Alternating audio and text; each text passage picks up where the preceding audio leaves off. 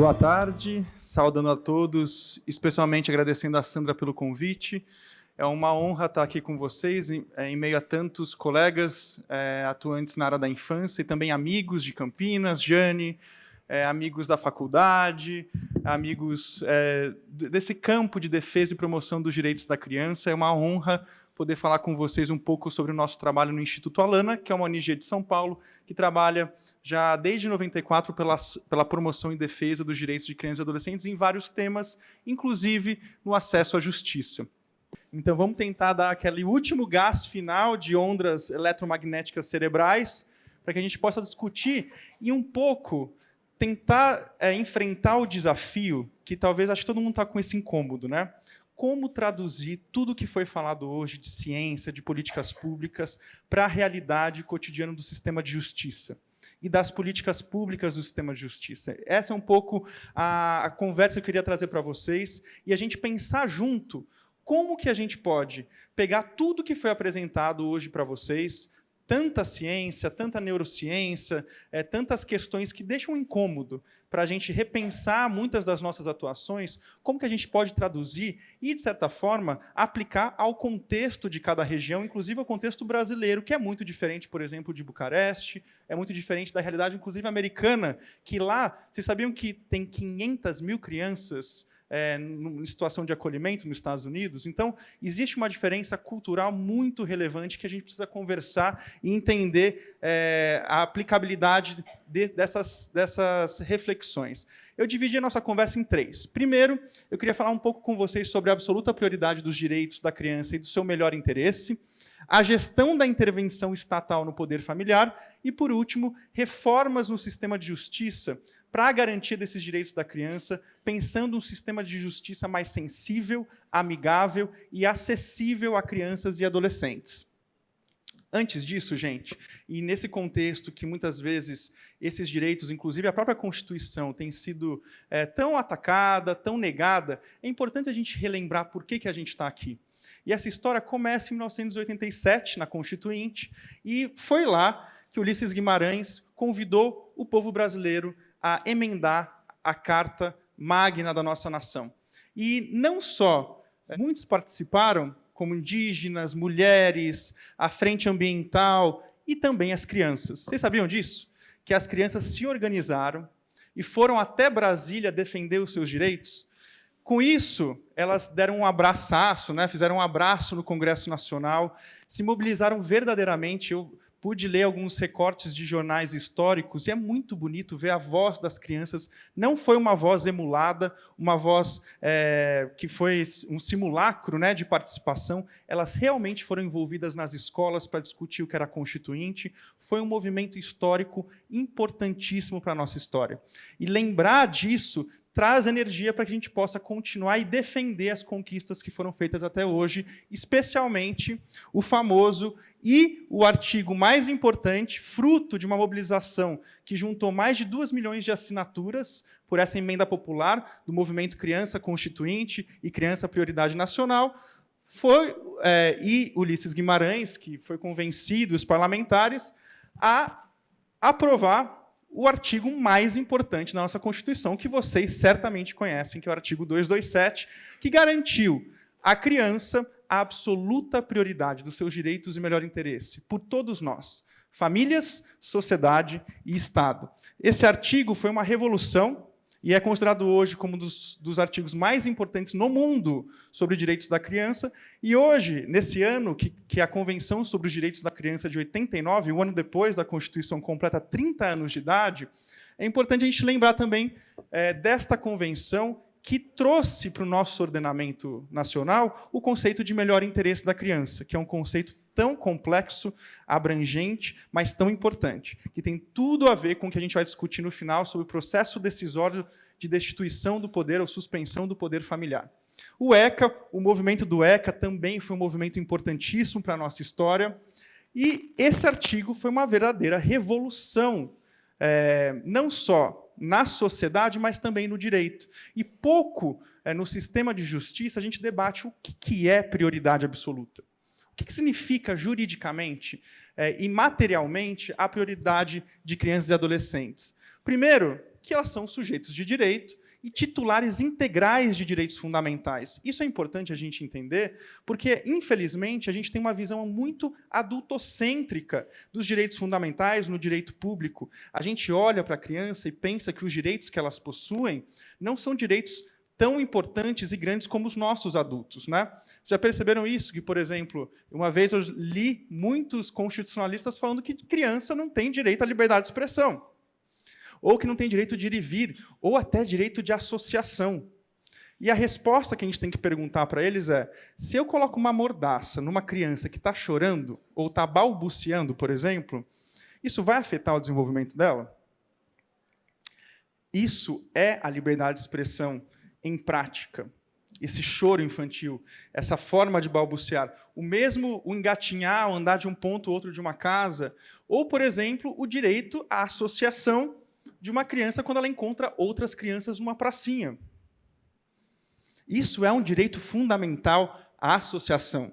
Então, esse olhar nosso adultocêntrico, que está presente em uma série de dinâmicas, inclusive na linguagem, vocês já perceberam que na nossa linguagem tudo que é infantil é negativo? Larga de criancice, para de ser infantil, que coisa de criança, para de brincar comigo. Esse olhar adultocêntrico, essa postura, está na raiz de grandes questões do universo infantil e adulto que naturaliza essa opressão, essa distância entre esses dois universos, né? E, de certa forma, consolidando esse olhar adultocêntrico, inclusive dentro do direito. Ainda, vocês conhecem bem a proteção especial integral. E aqui, algo fundamental para a nossa discussão, que, ao colocar família e sociedade na Constituição Federal, o Constituinte possibilitou o que a gente chama no direito de eficácia horizontal dos direitos fundamentais de crianças, que esses direitos podem ser evocados nas relações privadas, que é algo, parece um juridiquês, né, gente? Mas é importante, que permite uma outra proteção e uma outra forma de entender a relação da criança, tanto com a sua família, mas também com outros agentes da sociedade, como empresas. E, além disso, o que é difícil de materializar e compreender, que é o direito à prioridade absoluta dos seus direitos e melhor interesse. O que significa isso? Significa que a criança tem o direito de ser colocada em primeiro lugar em todas as instâncias da família, da sociedade e do Estado. E o artigo 4º do ECA, que, se vocês não conhecem, é importante conhecer, define um pouco essa relação com o Estado, colocando, primeiro, primazia de receber proteção e socorro, precedência de atendimento nos serviços públicos, preferência na formulação e execução das políticas sociais e públicas. Então, quando o município fala, não tem dinheiro para a família acolhedora, porque é isso que a gente ouve, né, normalmente. Não tem dinheiro, gente. Estamos vivendo uma crise econômica. Você vem me falar de família acolhedora? A resposta é o artigo 227 e o artigo 4º do ECA, a linha D, destinação privilegiada de orçamento público. Então, é importante a gente conhecer esse fundamento para depois encontrar formas de demandar. Além disso, a própria lei, o ECA, e também o Marco Legal da Primeira Infância, estabeleceu 3 prioridades dentro da prioridade. Primeiro, criança com deficiência. Segundo, crianças em situação de risco e vulnerabilidade. E terceiro, crianças na primeira infância, que, segundo a lei, são aquelas de 0 a 6 anos de idade. E sobre crianças na primeira infância, vocês tiveram aulas com os maiores especialistas do mundo sobre esse desenvolvimento infantil. E aqui, gente, é importante recapitular que neurociência é um dos modelos ou teorias do desenvolvimento, que a gente tem que olhar para a criança nessa realidade integral e complexa que é o desenvolvimento humano, como, por exemplo, Piaget já tinha falado, Freud, Skinner, Bandurá, Vygotsky e o meu amado, que eu gosto muito, Bronfenbrenner, que traz esse modelo ecológico contextual para mostrar que a criança não está sozinha na realidade social. Vocês viram, provavelmente, esses gráficos, e aqui é importante falar uma coisa que não sei se ficou claro para vocês. Temos 2 grandes períodos críticos no desenvolvimento humano, de 0 a 6 anos de idade, e também um que ninguém fala e a gente esquece, e vai ser importante para a nossa conversa, que é dos 15 aos 25 anos. Dos 15 aos 25 anos, existe um período de alta plasticidade cerebral em função do fechamento do córtex ou do neocórtex pré-frontal, que é uma área do cérebro fundamental para o controle executivo ou inibitório dos comportamentos. E tudo que foi falado, que vocês viram de maneira muito profunda com os 3 professores sobre estresse tóxico, é muito importante que a gente tenha em mente uma outra discussão que não foi tão citada, que é o modelo diferencial de suscetibilidades, que mostra que crianças diferentes reagem de forma diferente ao mesmo ambiente. Porque, para que a gente possa entender que não há necessariamente um determinismo com relação ao ambiente em que ela está. Esse modelo traz, por exemplo, o entendimento de que eles até gostam de brincar, a Dana Charles McCoy, né? Que existem crianças orquídeas, que são muito sensíveis às mudanças ambientais, e as crianças margaridas. Já cuidaram de flor? O que é mais difícil, cuidar de orquídea ou de margarida? Margarida, com sol, com chuva, com água, ela está ali, não está? A orquídea, uma gota a mais, muda tudo. E nós, humanos, somos assim. Tem pessoas que reagem de forma diferente aos mesmos ambientes, mostrando que, na verdade, existe uma interação bidirecional ou multidirecional entre diversos fatores: ambiente, comportamento, atividade neural, que é o cérebro, e atividade genética. Eles falam uma frase muito interessante, que é o nature e nurture. É uma relação muito complexa entre a natureza, que é genética, comportamental, e ao ambiente, o nurture, a forma de cuidado. Outro tema fundamental para a gente discutir sobre os impactos das adversidades no desenvolvimento da criança é a resiliência. Resiliência não é uma habilidade inata do ser humano. Para algumas pessoas, em função de contextos, inclusive genéticos, tem uma suscetibilidade mais resistente em determinadas circunstâncias. Contudo, o que a ciência tem mostrado, especialmente a ciência comportamental e educacional, é que resiliência pode ser desenvolvida. Então, a pergunta que a gente tem que se fazer é quais são as estratégias que a gente pode utilizar para desenvolver as habilidades de resiliência nas crianças e adolescentes? Para a gente entender que tem que ser uma ação tanto no ambiente, garantindo uma estrutura ambiental adequada. Isso tem relação com políticas públicas, básicas de estrutura, de formação dos cuidadores. Tem depois uma atuação necessária com a parentalidade, para que a gente possa fortalecer nos pais e mães a parentalidade positiva.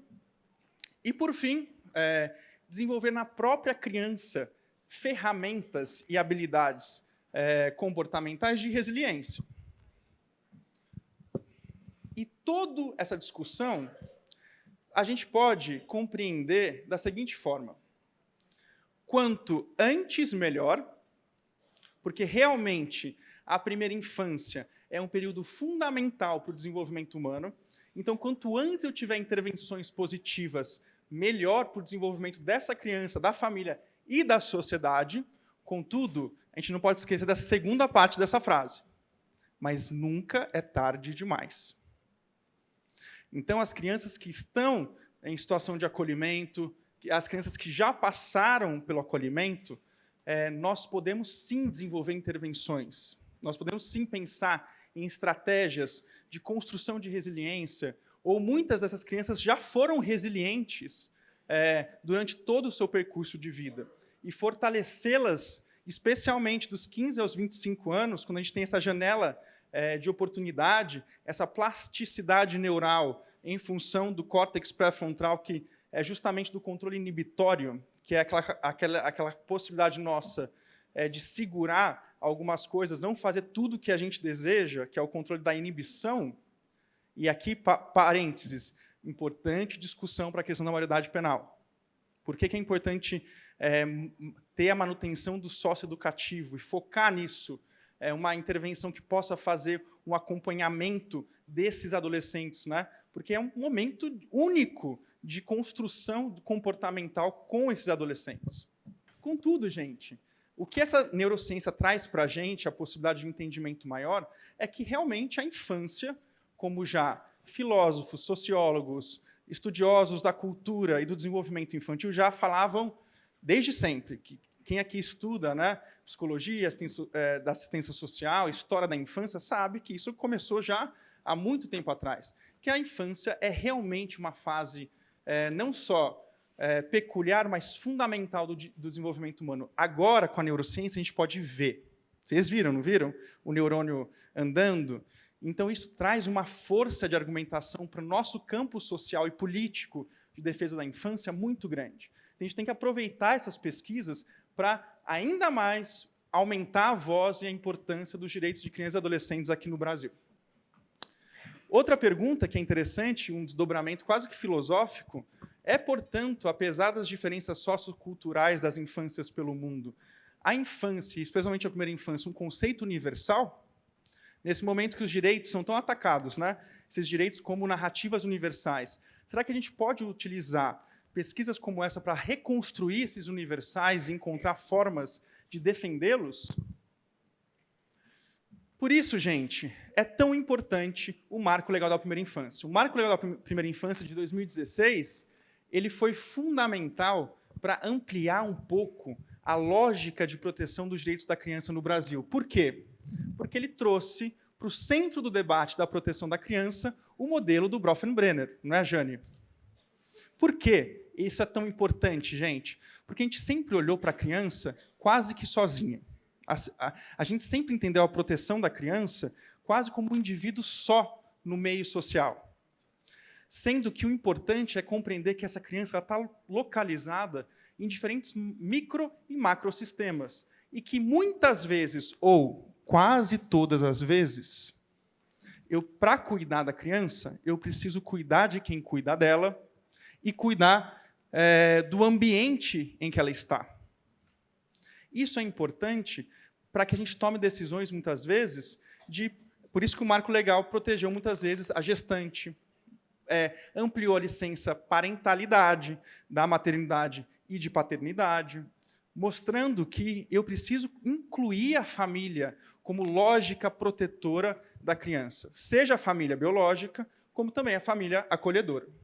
E isso o Marco fez muito bem em diversas instâncias, inclusive tomando uma decisão que foi super controversa em muitos espaços, que é permitir que mulheres gestantes ou com filhos menores de 12 anos de idade pudessem ter transformado a sua prisão provisória, que não foram julgadas ainda, e que não apresentassem uma suposto cometimento de crime com violência ou grave ameaça, para a prisão domiciliar. Porque foi entendido pelo Marco Legal que, para proteger a criança, que muitas vezes nascia dentro de uma cela, eu tinha que garantir que essa mulher pudesse cuidar do seu filho dentro de casa e não nas grades de uma prisão. Então, olha que paradigmático, que força argumentativa da primeira infância. Não é simplesmente uma questão de organização, de cuidado da criança, é uma questão de reorganização da sociedade e do país, inclusive em políticas estruturantes, como a política penal, como a política econômica, como vocês conhecem o James Heckman, né? Conta que o investimento na primeira infância tem um retorno social muito maior. Infelizmente, isso ainda não é compartilhado por todos nós. Vocês conhecem, né, essa frase, quem pariu Mateus que o embale? Quando a gente fez a sustentação oral no STF e falou uma frase que é: nós temos o dever moral e constitucional pelos nossos filhos, pelos filhos dos outros e pelos filhos de ninguém, a reação, quando o STF postou isso nas suas redes sociais, a reação foi essa: quem pariu Mateus que o embale, não podem nos responsabilizar pelos resultados das ações dos outros. Ou, opa, desculpe, eu não tenho responsabilidade legal alguma pelos filhos dos outros. Vamos seguir a Constituição e as leis só para variar? Pode ser, hein? Ele esqueceu de ler o 227. Importantíssimo nessa lógica da primeira infância, inclusive das instituições que a gente vai voltar, porque a gente teve esse curso, de repente a gente vai voltar para as instituições de acolhimento. O que a gente faz com isso?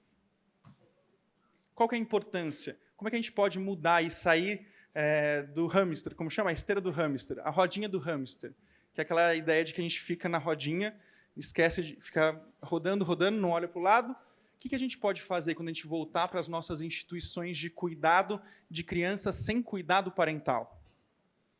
Quais são as formações que a gente poderia e qualificações que a gente poderia fazer com os nossos profissionais para permitir uma qualidade de cuidado e de afeto ainda maior dessas crianças? Porque, gente, como vocês podem ver pelas pesquisas de neurociência, e, obviamente, quem aqui lida com criança e quem aqui já lê sobre teorias de desenvolvimento há muito tempo, o afeto para o ser humano é uma necessidade. O que o Marco Legal da Primeira Infância fez é permitir que esse afeto seja também um direito. Um direito em todos os espaços em que a criança estiver, seja numa instituição, seja dentro de uma família acolhedora, seja dentro de uma família biológica. O importante é uma interação responsiva, constante, responsiva de bate-bola, resposta constante. Então, por isso que a crítica ao modelo institucional ela é importante a gente entender, porque, no fim, as pessoas que trabalham na instituição vão para casa, têm férias, e muito desse turnover, né, dessa troca de pessoas que trabalham, trazem consequências para esse vínculo afetivo. Então, é importante a gente pensar seriamente, entender quais são as dificuldades desse modelo e buscar formas de mitigar essas externalidades negativas, né? Esses efeitos negativos para a construção do afeto. Nesse tema, como, então, entender as violências institucionais, como dessa foto do modelo de Bucareste, as violências contra crianças dentro das próprias famílias, a negligência parental. E vocês viram que negligência foi um termo que todos utilizaram muito, né? Ah, o pai é negligente, a mãe é negligente. Tem a negligência crônica, que é a subestimulação, nas palavras dos professores, né? Quando não há uma estimulação constante cerebral de formação das sinapses. Tem a negligência severa do entorno familiar, muito pelas condições estruturais desse entorno comunitário familiar, e a negligência severa do entorno institucional. Contudo, quando a gente vai trazer isso para o direito, aí complica. Complica porque a gente não tem no direito uma definição do que é negligência. Como que um juiz, um promotor, conselheiro tutelar, a equipe técnica pode entender a negligência se a gente não tem uma definição compartilhada do que significa isso? Para alguns, dependência química é negligência por si só. Para outros, a não presença é por si só uma negligência. Como, então, possibilitar uma decisão que tenha confiança do sistema de justiça sobre as vidas de crianças e adolescentes? Como possibilitar uma decisão de destituição ou suspensão do poder familiar que possa trazer segurança jurídica, que possa trazer uma confiabilidade da comunidade que está sendo afetada? Porque a criança, não é só a criança que é afetada por essa decisão, a família, a comunidade, uma série de outras pessoas. Por isso, é muito importante que a gente possa se debruçar sobre isso. O que é negligência? E negligência, apesar da menção no artigo 227 no ECA, não existe definição legal. O que a gente fala no Código Penal Civil é maus tratos e abandono. E nas previsões de destituição do poder familiar do Código Civil, não tem negligência. E segundo o CNMP, por exemplo, que fez uma pesquisa sobre causas de destituição do poder familiar, 80% sabe qual é a justificativa? Negligência. Como que a gente pode decidir sobre algo se a gente não sabe o que esse algo é?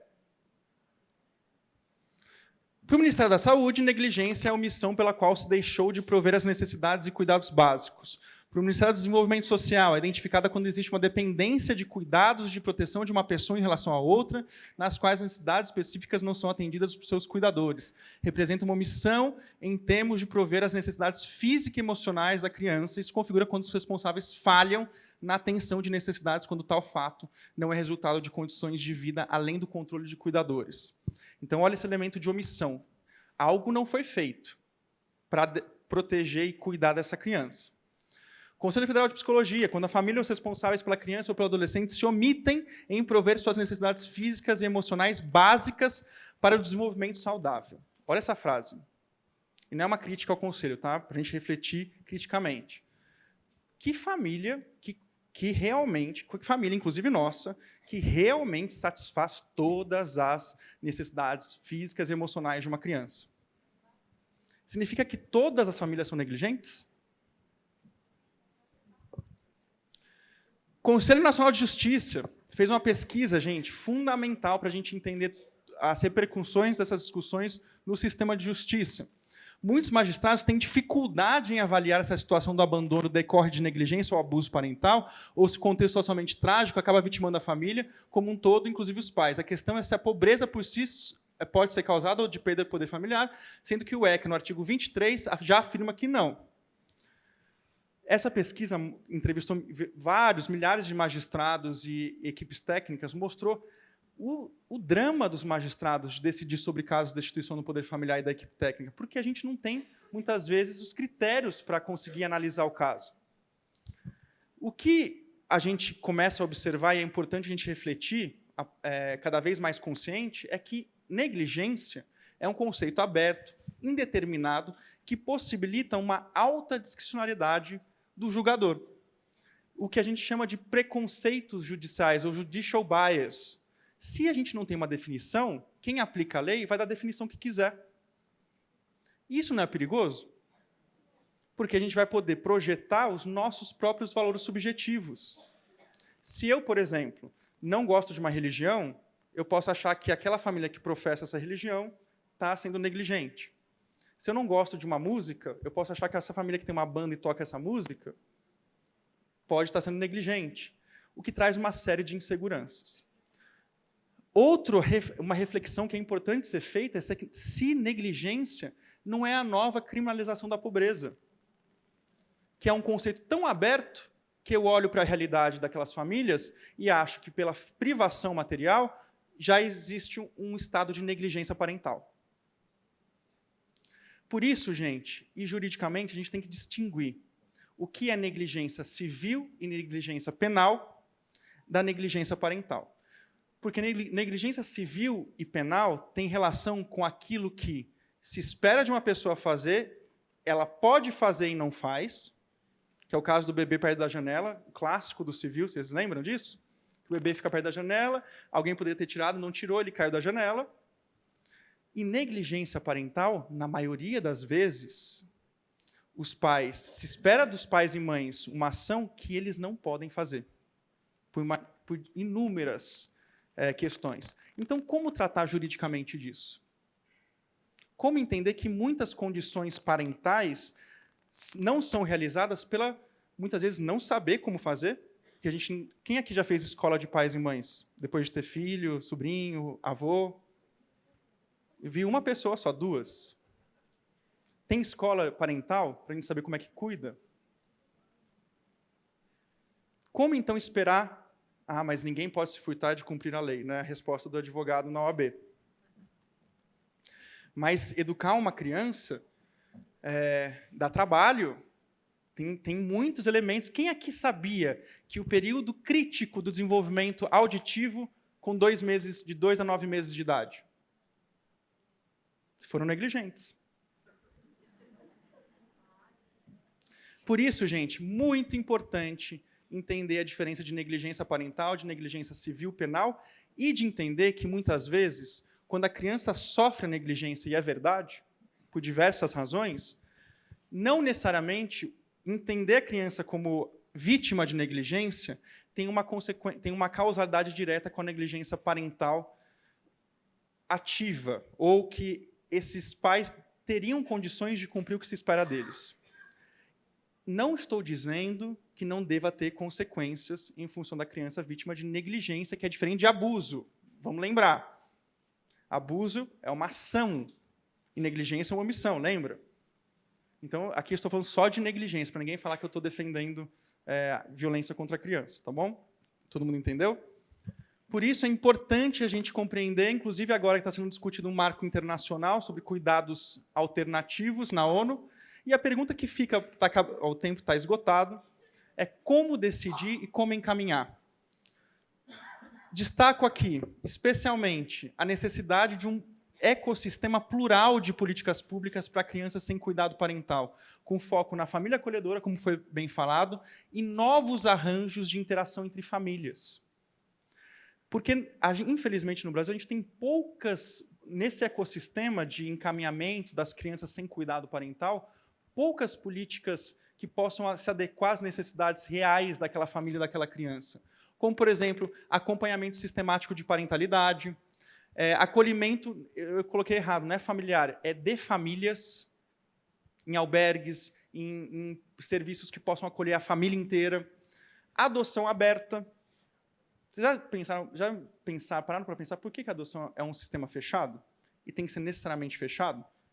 Será que necessariamente precisa ser fechado? Ou a gente pode ter situações que possam ser abertas e permitir o direito da criança à comunicação com a família biológica, como ocorre em vários países, permitindo que a criança seja cuidada no presente por uma família, mas mantenha a comunicação, até o contato, o relacionamento, de acordo com cada...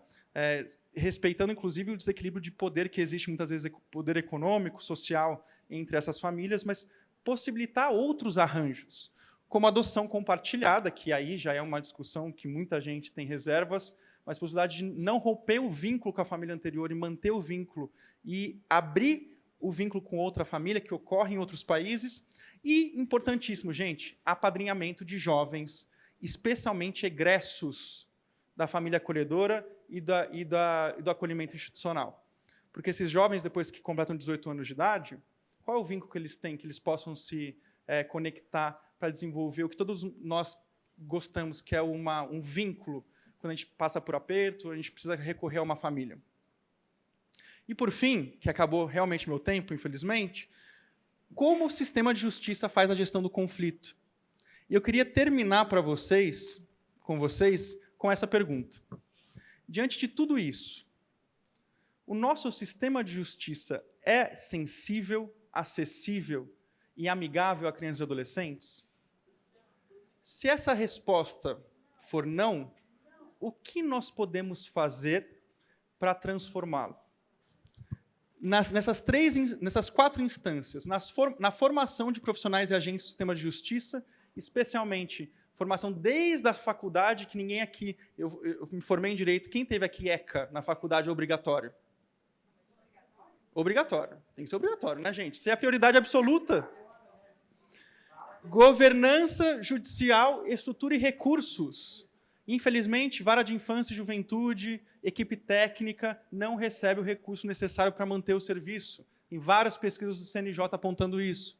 Fluxos e processos decisórios, fomento de mediação, de métodos não adversariais, porque, no fim, o que a gente quer é o melhor interesse da criança, todo mundo junto, que é um desafio de como chegar a isso, e fica para uma próxima conversa, como que a gente pode desenvolver um sistema racional de decisão para o melhor interesse da criança, fica para uma próxima conversa, e monitoramento, que é investir no controle social, que todos nós possamos participar da tomada de decisão por meio de uma comunidade plural de intérpretes. Que a gente possa participar e trazer, por exemplo, por meio de audiências concentradas ou audiências constantes na vara de discussão de casos, isso já seria uma medida que mudaria a qualidade da decisão gigantescamente. Se encontrar toda semana para discutir os casos. Mas, infelizmente, a gente tem essa ideia de que o juiz, promotor, é diferente da equipe técnica, então não pode discutir o caso. Vamos mudar isso, porque a equipe técnica, gente, psicólogos forenses, assistentes sociais forenses, são fundamentais para a elaboração dos pareceres técnicos. Então, ter um contato constante com essa equipe, um contato verdadeiro, é fundamental. É isso, gente. Muito obrigado.